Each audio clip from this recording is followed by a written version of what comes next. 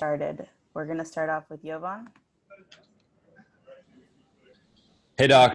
Wanted to ask you about the defensive adjustments against Luka. Tonight, you guys did a bit of trapping on the sidelines and above the arc. Wanted to ask what went into that decision and how you thought that went. I thought it went well. I mean, we just overall, the intensity defensively was so much more attentive. Through the series, we've made just a lot of game plan mistakes with our switching, with our trapping. We actually did trap them in games previous. It was just so poor, it was hard to notice. I thought Rex and Ty, Luke, both of them just did a terrific job just game planning and mixing it up. We didn't just have one coverage, which I thought was important. I just thought we played harder, we played right, and we played with a great spirit. Next is Ohm. Hey, Doc. Paul just said in the post-game interview that he was in a pretty dark place these last 3 games and having trouble adjusting to the environment of no fans in the game. I was wondering, did you notice that? Did you see any of that? And also, you said you would comment about the Jacob Blake situation, how you truly felt about it after the game. Yeah, this is not a normal environment. Okay, it just isn't. But it's good. Like, the NBA has done a terrific job. But Lou made a great point. You lose a lot of games, and the game the other night was tough. Usually you go home to your family. You go home. Here you go back to your rooms, and you're with each other, and then you actually see the other teams. And it's just a strange thing, man. I tell you, it's just different. And I thought our guys are great, though. PG and I sat in my room after the game, and we just had a long talk. Not all about basketball, really.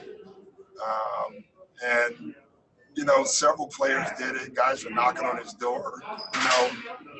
This team is, we're growing still. You can see it. We've not had the normal time together like most teams.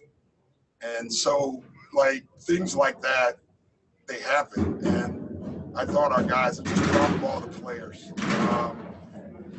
As far as the other situation, it's just so sad.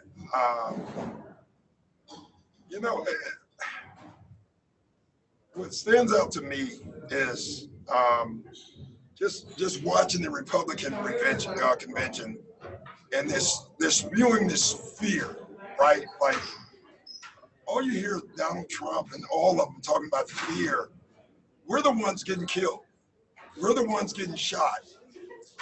We're the ones that we're denied to live in certain communities. We've been hung. We've been shot. And all you do is keep hearing about fear. It's amazing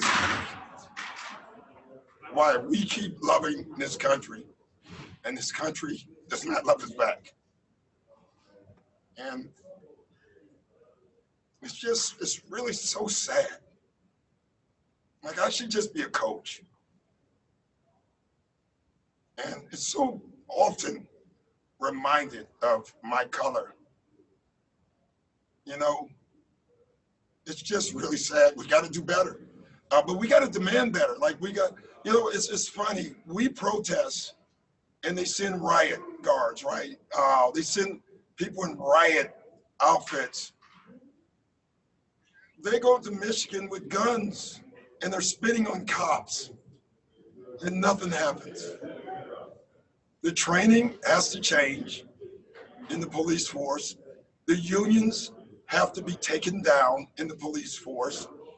My dad was a cop. I believe in good cops. We're not trying to defund the police and take all their money away. We're trying to get them to protect us, just like they protect everybody else. I didn't want to talk about it before the game because it's so hard. Just keep watching it. That video, if you watch that video, you don't need to be black to be outraged. You need to be American and outraged. And how dare the Republicans talk about fear? We're the ones that need to be scared. We're the ones having to talk to every black child. What white father has to give his son a talk about being careful if you get pulled over? It's just ridiculous. And it just keeps going. There's no charges. Breonna Taylor, no charges, nothing. All we're asking is you live up to the Constitution. That's all we're asking for everybody, for everyone. Thank you. You want to get back to basketball? Can I ask you Yeah. real quick? I mean, there's been players in the Raptors and the Celtics sort of weighing, do you play, not play? You said how I think tricky it is to be a coach. one thing I'd say, I think you always play. You know why? We can fight for justice, but we still should do our jobs. I really believe that. Because doing our jobs, people are seeing excellence from Americans, black Americans and white Americans. So I would still do my job. That's just my opinion. But if my players told me no, it'd be no. I can tell you that. It's when you watch that video, it's sickening. It's sickening. You know, his kids were in the car. How do they ever get that out of their mind? How are those kids ever normal?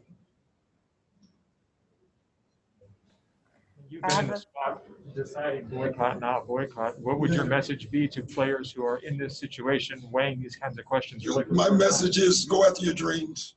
You don't allow anything to take you away from your dreams.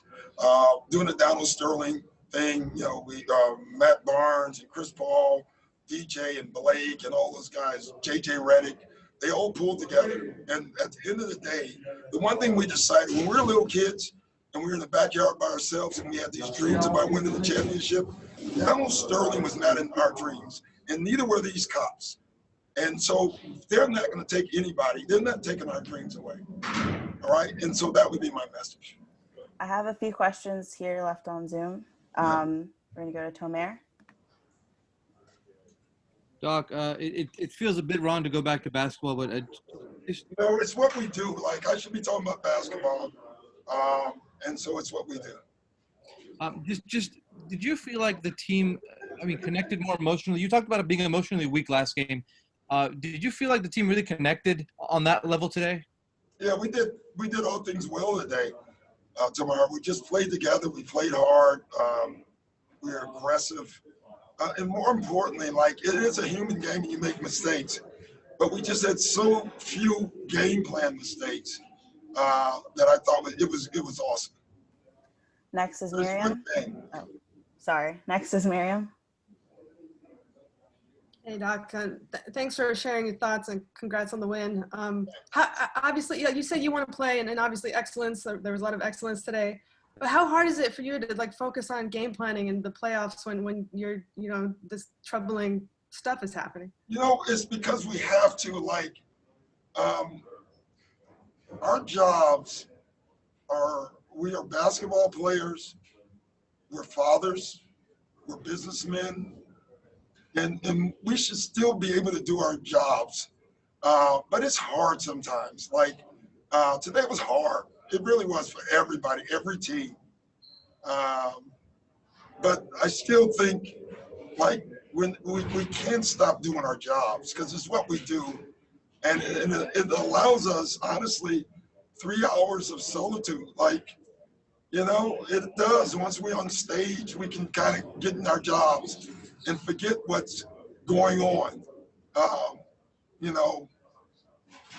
So I think that's it. Next is Dan.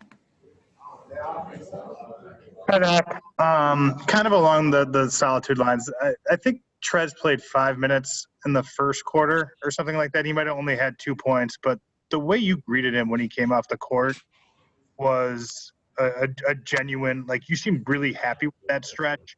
Yeah. What did you like so much about that? And did you feel like he kind of finally looked a little bit sort of like himself? Yeah, I told him I was proud of him because I think he had 2 points, right? But he made a difference. And I think, Trez is still young, right? And so when you come back, you're not in great shape. I think you put so much pressure on scoring that you forget who you are. And Trez is an energy player that can score points, that can do everything. And, you know, he just needed that. So I was just happy that he helped our team without scoring. And that's what I was telling him. Cam? Hey, Coach, I appreciate that passion, that energy that you just conveyed there. And I think that's what your players played with tonight that helped you guys to get that big win. I would like to ask you, Doc, if you could expound on when you had to first have that conversation with your son about driving, being safe, and kind of his dealing with the law that, as you mentioned, some other people don't have to have that conversation. Can you touch on that for a moment? Yeah, basically when they get their driver's license, all of them, you know. And, you know, I have an adopted child. You know, you just share with them, be careful, show your hands, be respectful. You know, it's funny though, even through that sometimes you still get shot. So I don't know. It's just really tough. All right, Doc, thank you so much. That's all the Thanks, questions. guys. All right, thank you, guys. Yeah. Thank you.